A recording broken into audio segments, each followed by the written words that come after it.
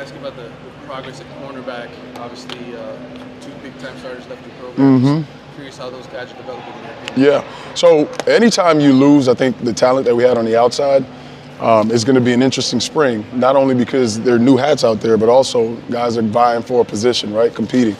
And I will say that the guys that we're putting out right now, right, are competing for those open positions. It's competitive, right, and it's fierce. But every single day we're rolling out a new group just to give a chance to show what you can do as a one, whether or not you have it in your neck to be able to handle that situation, enact perfection when called on. And there have been a few guys that have been a little bit better than the rest, but all still a work in progress. Nobody's arrived. Nobody is a made man, and everything's up in the air right now. Everything. Wanted to ask you about Jayden Harrison, Yep. Brian.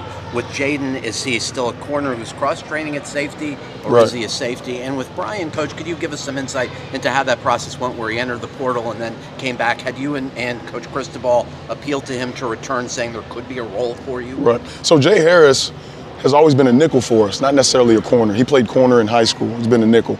His secondary position is safety. So there are times where you will see him getting some safety reps, but his primary position has been nickel for us.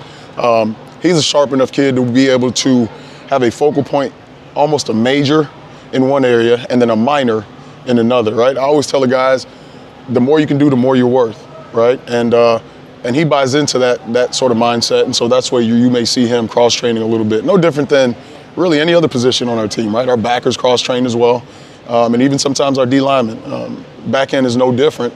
You'd like to hone him in on a position, which he has been, but his secondary is going to be safety. And with Brian, obviously entered the portal, then came out. What happened Right. during that process? So the kid enters the portal. You don't want him to leave.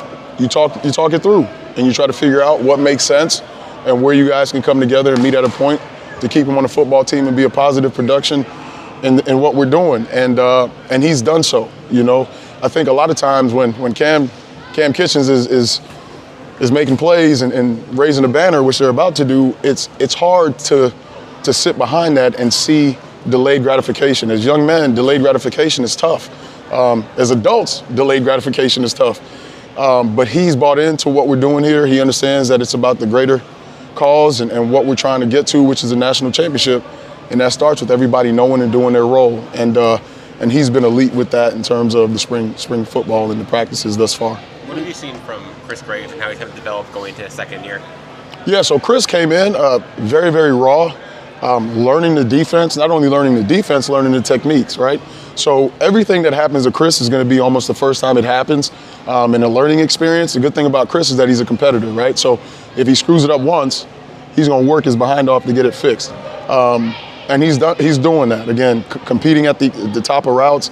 He's made some really good splash plays, 2 practices in a row. He finished it off with a pick. And he's just continuing to get better on and off the field. You mentioned that a couple guys have jumped ahead in your mind. Can you talk a little about who and why that they're? As of right now, no, not necessarily going to delve into that. Right? We want the competition to be competition, and I think competition breeds the best out of every single body. Right? And so, including me as a coach, I'm going to compete against not coaches here, coaches elsewhere. Right? Am I getting outworked by the coach at Maryland? Right? Wherever it may be. And that's what we ask our kids to do, is just compete. Don't worry about where you are, work. And so that's where we're at with it. And I apologize for not being able to lend more information than that, but that's where we are.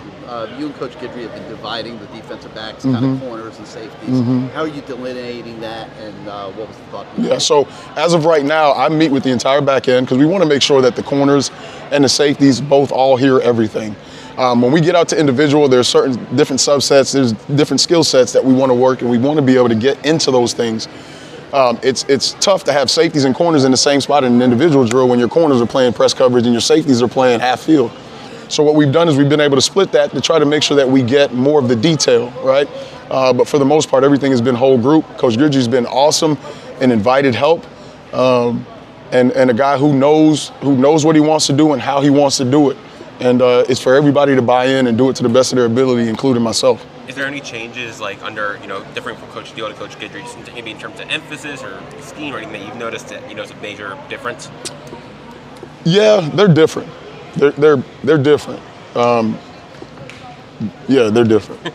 And not in a condescending way. That's not meant to take a shot at anyone. That's not what that is. But they're just different. They're Coach Guidry is very, very fired up. The emotion seeps out of him. You can feel the sense of urgency. He is demanding perfection, not only from the players, but from the coaches. He's a winner. You can tell that he wants to win. He wants to win about as bad as he wants to breathe. And when you have that, I think you got a good chance of being elite. We're not where we want to be, but we're working our asses off to get there. Excuse my language. There was some times last year where it seemed like safeties, corners weren't on the same page, maybe with communication, connectedness. How's that been this spring? Yeah, and you know, it's funny. That's exactly what it is. It's communication, right? Because we got 5 hats out there, and everybody's communicating, and one is wrong. Somebody can fix him.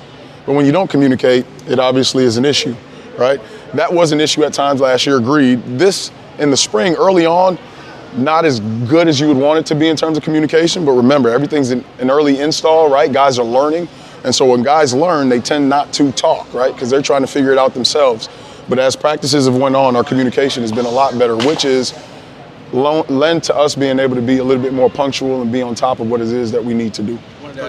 Terry Roberts and Devontae Brown so far, the new trenches. What did you see from them, your first impressions? Yeah, I'll start with Devontae. Devontae,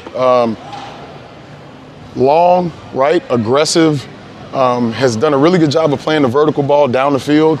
He's one of the guys that he's able to make aggressive finishes, competitive finishes, 50-50 balls.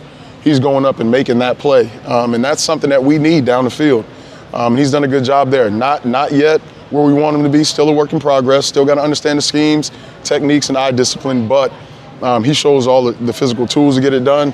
He shows the competitive aspect that we want out of him, and at the end of the day, he just competes. He wants to get the ball out. He understands that the ball is the issue, which is the key at corner. Got to have that dog in you. Terry Roberts is different in terms of play. He's more cerebral, maybe not as aggressive, but still understands concepts, right? We're still working on trying to make sure that our eyes are in elite position and that we're able to play before the play is had. So we want to play proactively as opposed to reactively, seeing formation variations, seeing whether number 2 is on and number 1 is off or vice versa, seeing the split, all those things that help us play faster than maybe we are. So no different than every other corner. That's where those 2 guys are really working at in order to hone their skills, but both have shown the ability to play and win with. We just got to clean them up continuously all the way through spring. Marquis, last question. We have a chance to ask you about him. Yeah, Marquis Williams has been a pleasant surprise this spring. I hate to say that because somebody will publish it, he'll read it, and he'll think his crap don't stink. But he is working his behind off, and we're asking him to be more of a cerebral thinker. He's got to talk. He's got to communicate. That boundary safety position, you're in the core, and it gets pretty hairy in there. All the movements, all the checks is all really on him. And he's got to give those communications to the corners, to the backers, sometimes to the DNs, sometimes to the far side safety. It's a man's position. And for a freshman to be coming in and handling it, tip of the cap to him. Is he where we want him to be? As I've said multiple times in this interview, hell no. But he's taking strides in the direction in which we want him.